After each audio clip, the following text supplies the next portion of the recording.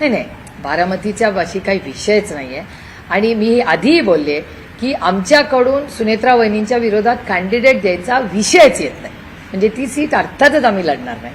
त्याच्यामुळे आमच्याकडून आणि अर्थातच महाविकास आघाडीचा विचारही तसाच असेल. ती नाही मला माहिती. आम्ही ती सीट लढणार नाही ह्याच्या बाबतीत आमच्या मनात शंकाच नाही. आणि पक्षाने ऑलरेडी निर्णय घेतलाय. मी तुम्हाला आधीच सांगितलं. नाही, कोणीच लढणार विषयच येत नाही.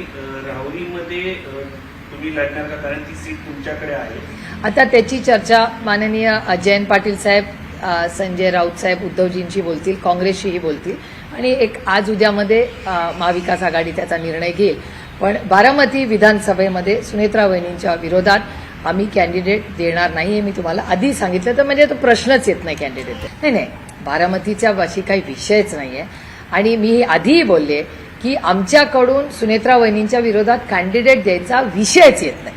म्हणजे ती सीट अर्थातच आम्ही लढणार नाही. त्याच्यामुळे आमच्याकडून आणि अर्थातच महाविकास आघाडीचा विचारही तसाच असेल.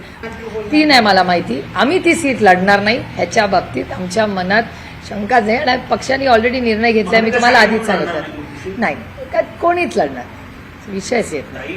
राहुरीमध्ये तुम्ही लढणार का? कारण ती सीट तुमच्याकडे आहे.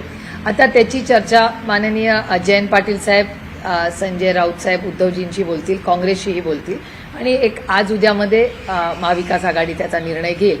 पण बारामती विधानसभेमध्ये सुनेत्रा वहिनींच्या विरोधात आम्ही कॅन्डिडेट देणार नाही हे मी तुम्हाला आधी सांगितलं. तर म्हणजे तो प्रश्नच येत नाही कॅन्डिडेट.